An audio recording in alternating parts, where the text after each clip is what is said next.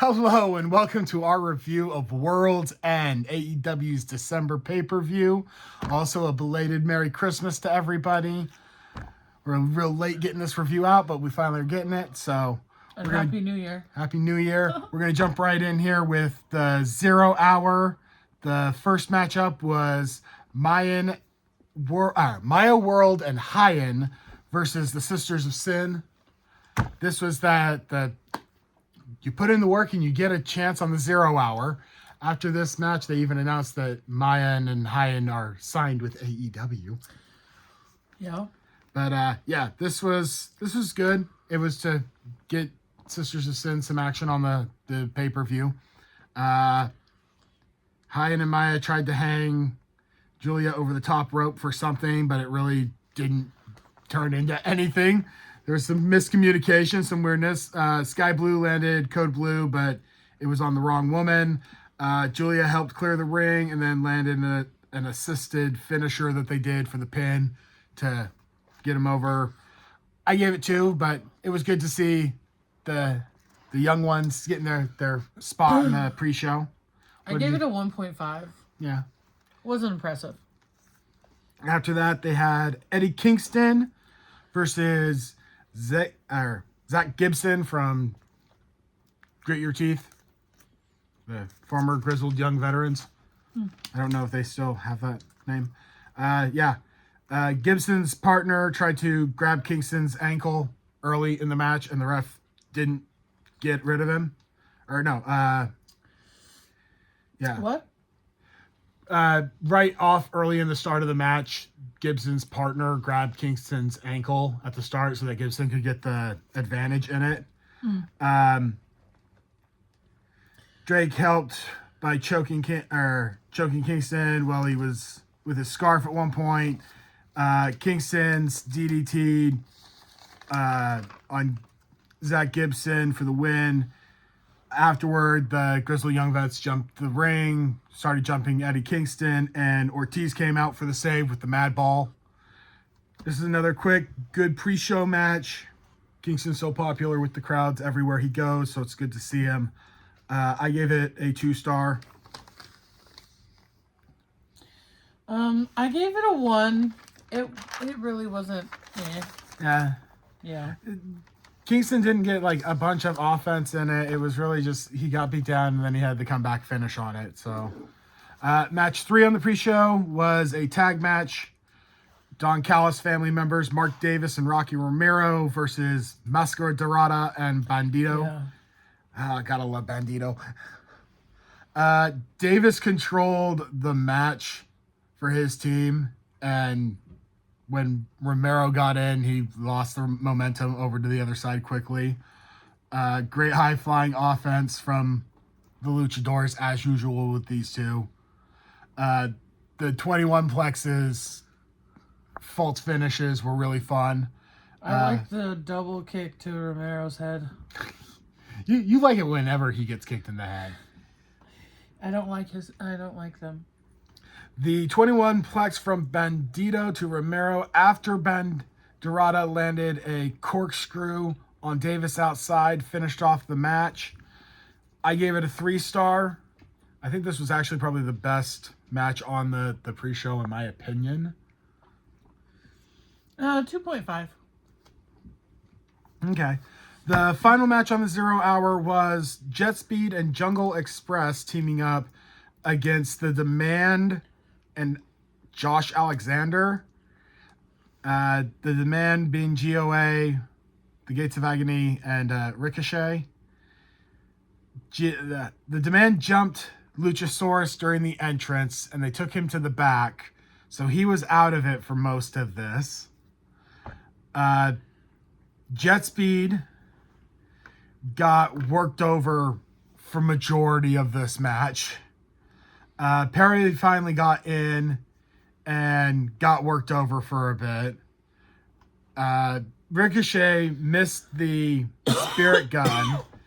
And then Luchasaurus came in, bandaged up with his arm in a sling, takes out GOA on his way down, which, okay. And then one arm choke slams on Ricochet. Perry hits the Boo Cycle knee and got the pin for his team. I gave it a 2.5.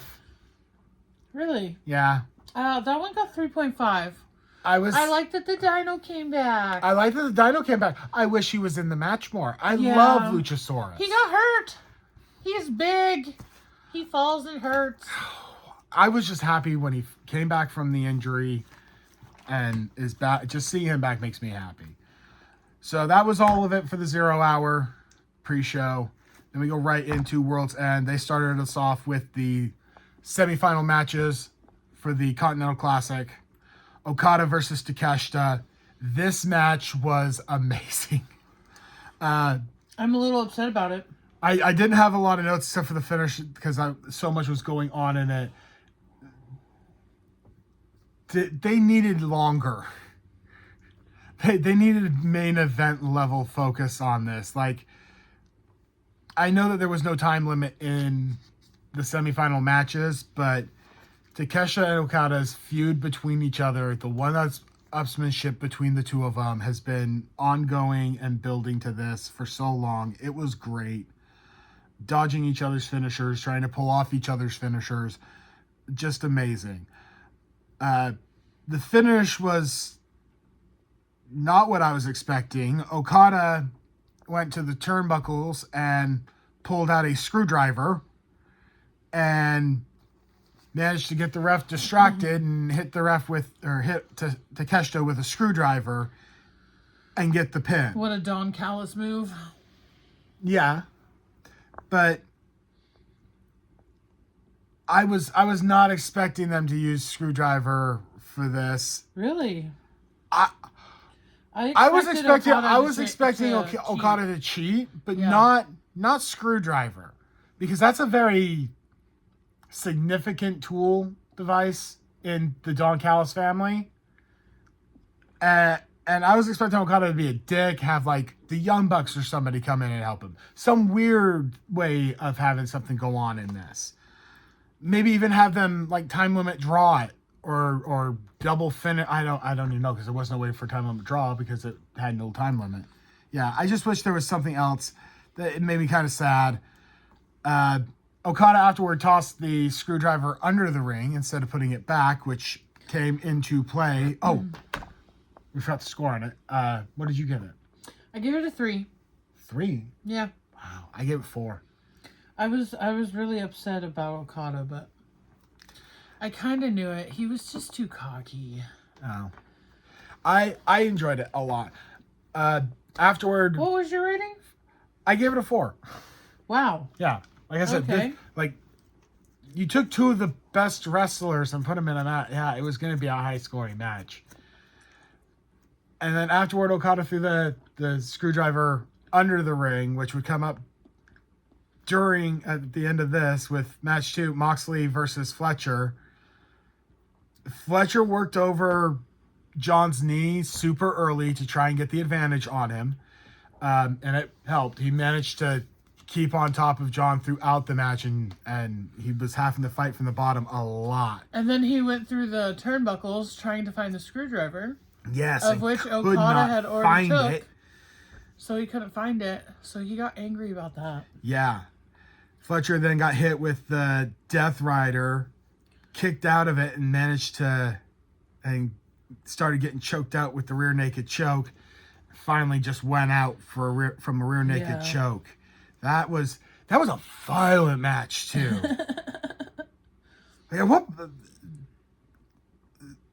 There's that note. Moxley hit a cutthroat avalanche suplex on Fletcher. The clip is out there on YouTube. Oh my, when he lands like horribly on his head off the corner. Oh man. That was just, Apparently, one of the older legends came out and made a comment about the head injuries and the amount of guys landing on their heads. And yeah, I can get it when you see spots like that, but like these guys know their bump card. They know their bump card better than anybody. But Moxley Winds up winning this with the rear naked choke. Chokes out Fletcher because he couldn't get the I screwdriver. was actually really surprised about that. I was so mad when I realized that Fletcher was going for the screwdriver and it wasn't there. Why? I wanted Fletcher to win this. I would have loved to have Okada versus Fletcher in the final. I really didn't want Mox to win at all. Oh. Yeah.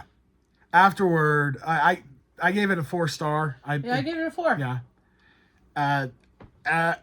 After the match, Kyle chop blocked Moxley in the back of the knee, trying to give Okada a little bit more of an advantage, I guess, going in. So it would appear, even though Kyle is pissed off that Okada kind of screwed him by not putting the tool back, he's still willing to help him secure, hopefully, his match. So, and then we had Tag Team Championship. FTR defending against the Bang Bang Gang in a Chicago street fight. This one actually really disappointed me. Yeah? Yeah. Yeah? Tell me why. What disappointed you with it? The FTR one. That really disappointed me. Yeah. Yeah. Cash went through the table. Yes. Very Stokely nicely. tackled the ref. Which is very weird to see Stokely just decide to go and get physical during a match.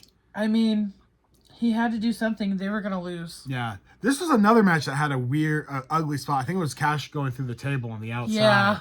He almost overshot on the tope suicida, and his head was at the top of the table, well over, I think it was Austin or Colton that he was landing on.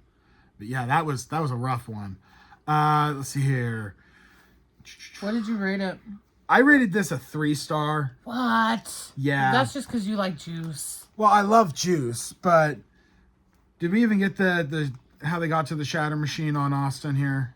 No. Stoke gets shoved off. I didn't have notes on that. Off of the apron, bounces. Oh yeah, that Stokely gets pushed off the ring apron and then bounces off the table because he doesn't have enough weight to go through a table. Yeah, that was hilarious. Bounced off the table, yeah, and then they got back in. FTR managed to keep control of the ring. Shatter Machined on Austin. Yeah, the finish on it, I just wasn't even that happy with. Because Juice had gotten in there and was working over everybody with a steel chair, and then he just got kind of laid out. Austin got in and just got dropped with the finish on it.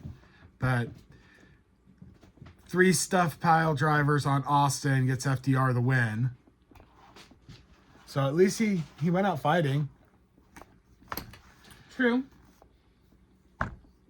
Babes of Wrath versus Athena and Monet, our second tag team match.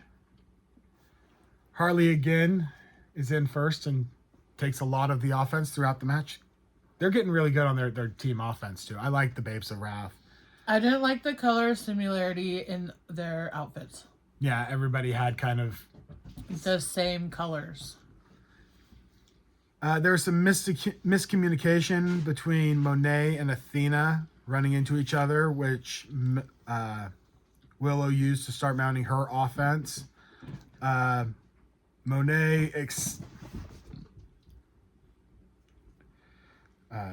escaped a doctor bomb, but got rolled up by Willow for the finish on this, for the win.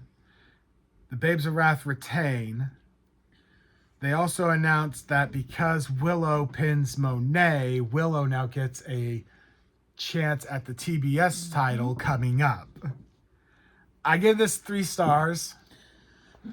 I wanted to give it a little bit more, but I don't like Athena and Monet that much as a team.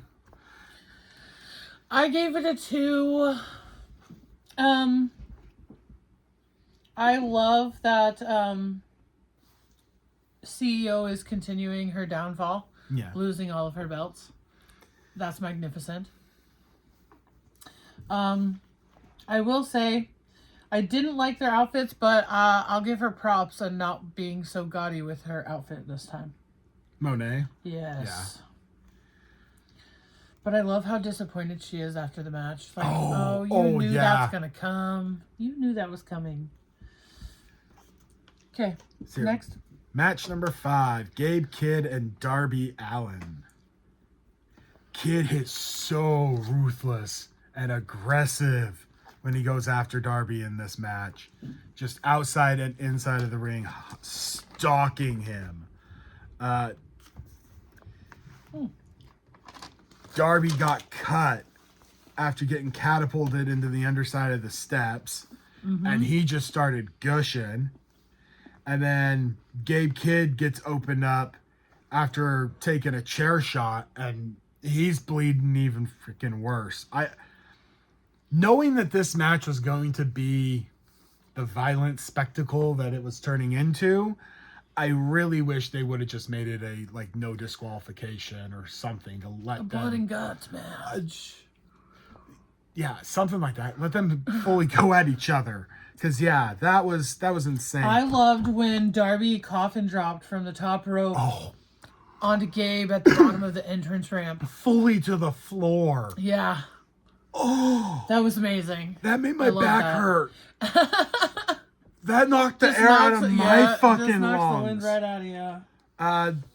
Darby winds up getting the Scorpion Death Drop transitioned into the Scorpion. Death Drop or Death Lock? He does a Death Drop, which is the Sting's DDT, and then he transitioned from that into a Scorpion Death Lock, which is Sting's figure 4. I missed the beginning. Sharpshooter? I can't remember. I didn't get the first part. Well, Gabe gets out, Gabe Kidd gets out of the submission.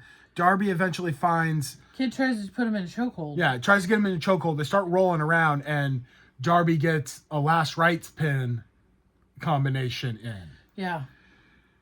I gave that a 3.5. It would have been a 4.0, but that was just so much blood. I gave it a 4 for the same reason, sort of. It would have been a 5 if they would have made it a no disqualification or some kind of awesome rules match and let them just go at it as ruthlessly as they could. I'm the opposite. I'm like, there wasn't enough blood. Don't take him out. No, it takes them forever to recover. See here, this next one was probably one of the funnest matches in this entire thing. Match number 6, the Mixed Nuts Mayhem match.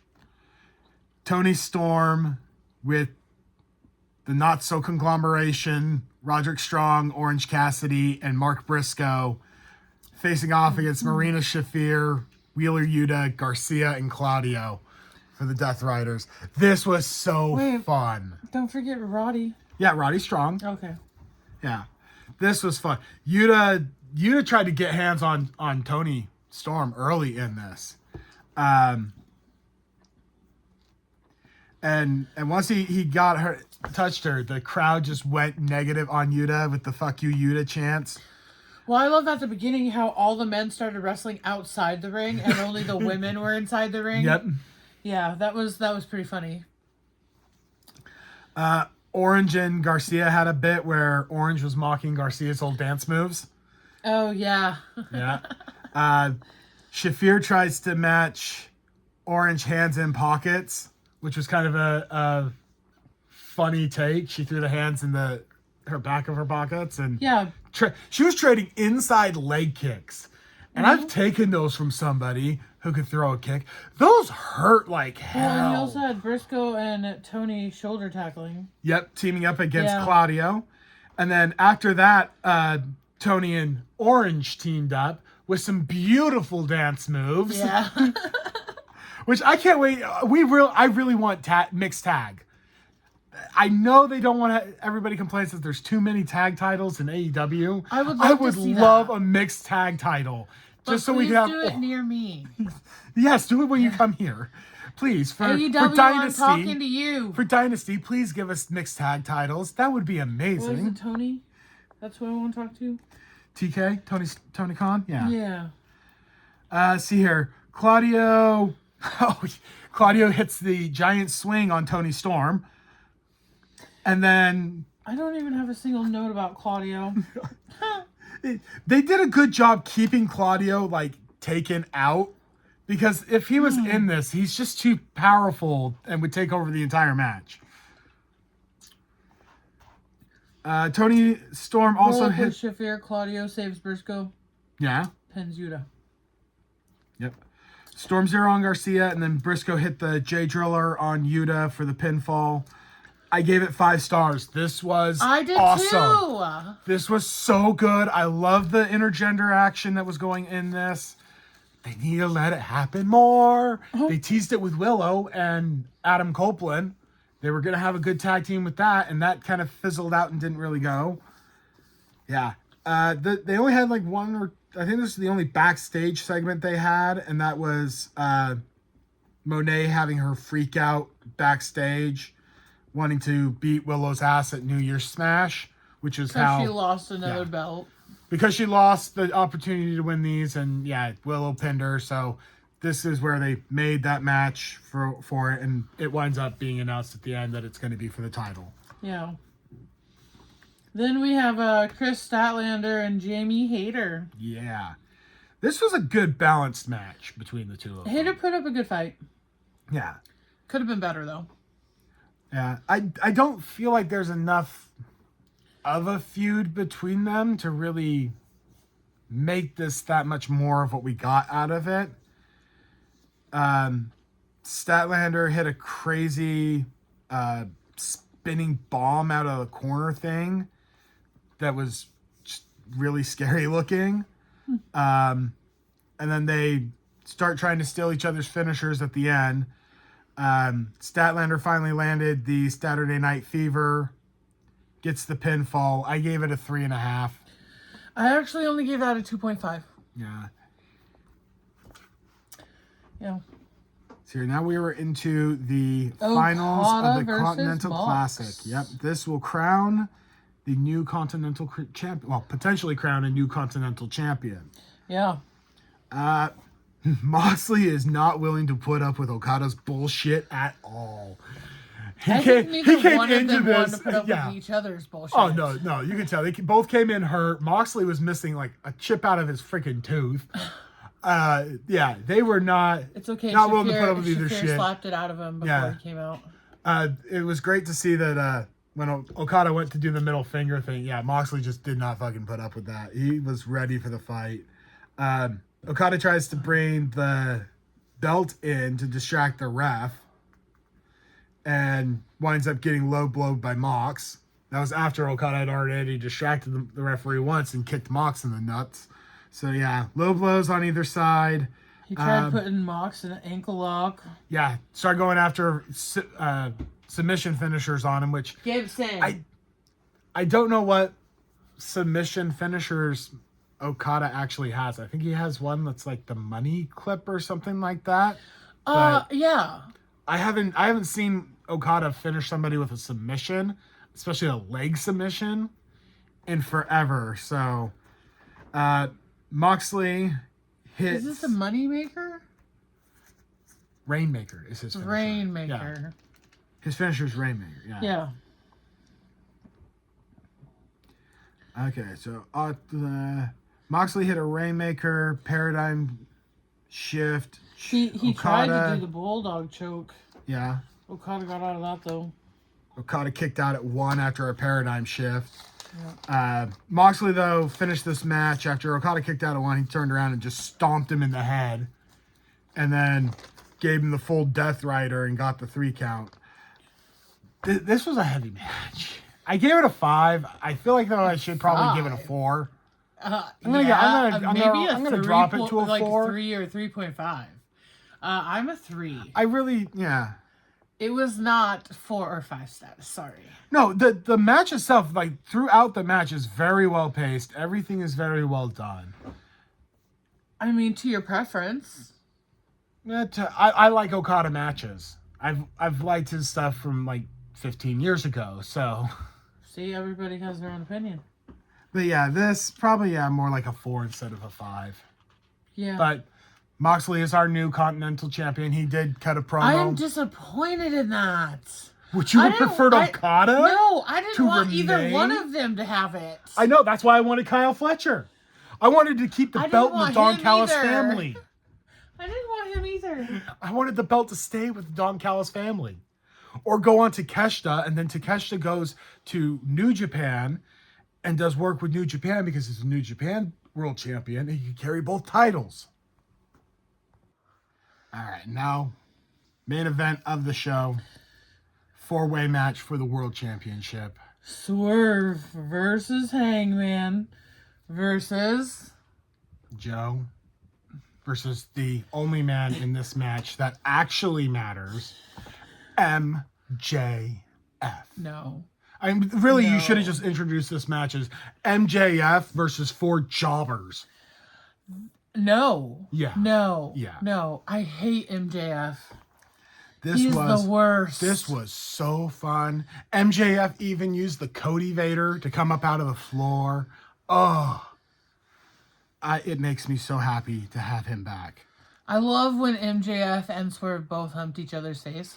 Yep. That was magnificent.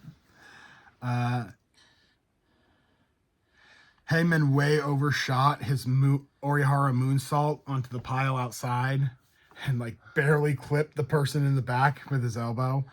Wasn't it Hangman that did the off the back of Swerve lariat on Joe? Heyman hits a buckshot lariat off of Swerve's back. And then they start throwing punches on Joe. Yep. And then after that, it's just the two of them in the ring. So, yeah. They start throwing bombs on each other. Yeah. Joe got MJF in a Coquita. The Coquita. Oh, you're Coquita down. clutch? Yeah, you're down towards the end there, aren't you? I don't know. They're just kind of all my notes are kind of bashed together, so I'm just kind of trying to read them in order. Swerve hit the Deadeye on Hangman. I had that right after what I was just going to say. Oh, really? Yeah. I didn't realize that Joe had a Coquita on MJF that early too. Yeah. And then MJF flicked Swerve's eyeball.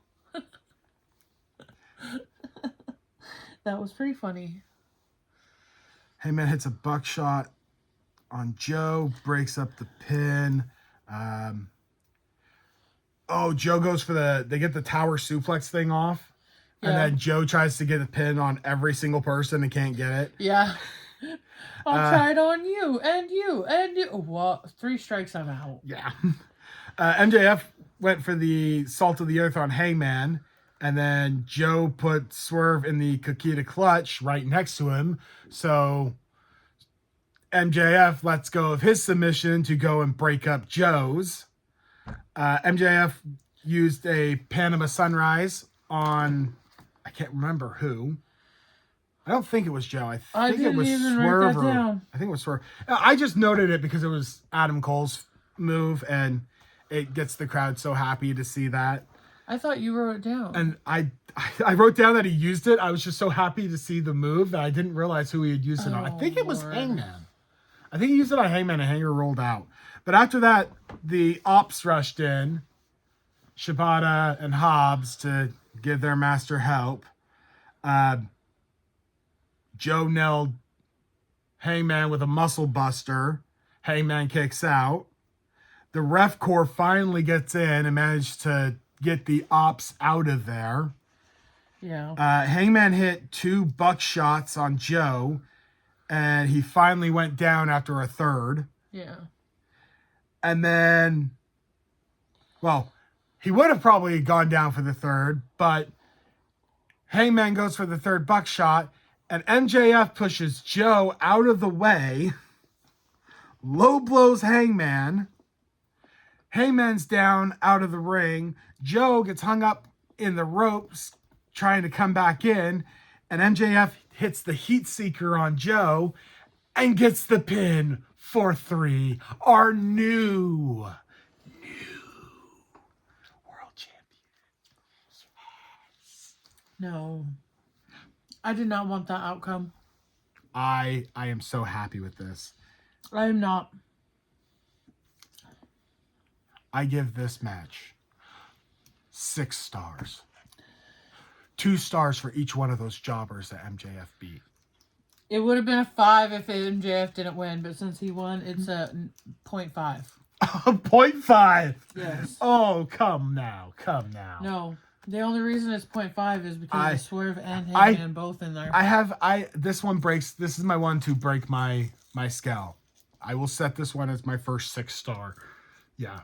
I enjoyed this so much. I am so happy that we have MJF back in on top. Joe did not need a long reign. He's a good transitional champion. You are so obsessed with MJF. Oh, he's going to be so good. You're like a mega fan. He has angles that you can work with every single person on the roster. Because he's an asshole. Because he's an asshole to everyone. But he also has great angles that you can use to bring people in from outside. Because he worked on the indies for so long and has good connections with people all over the place. He's too cocky and I hate him. May he be a good wrestler? Who knows? I will never know. You will never care for him. No. 0.5. 5.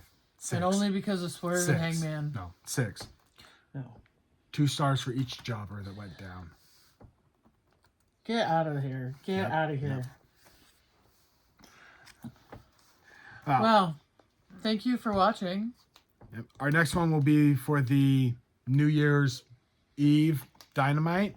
We will get it out at some point.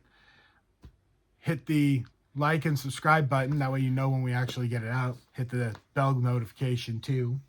Leave us a comment. Anything helps.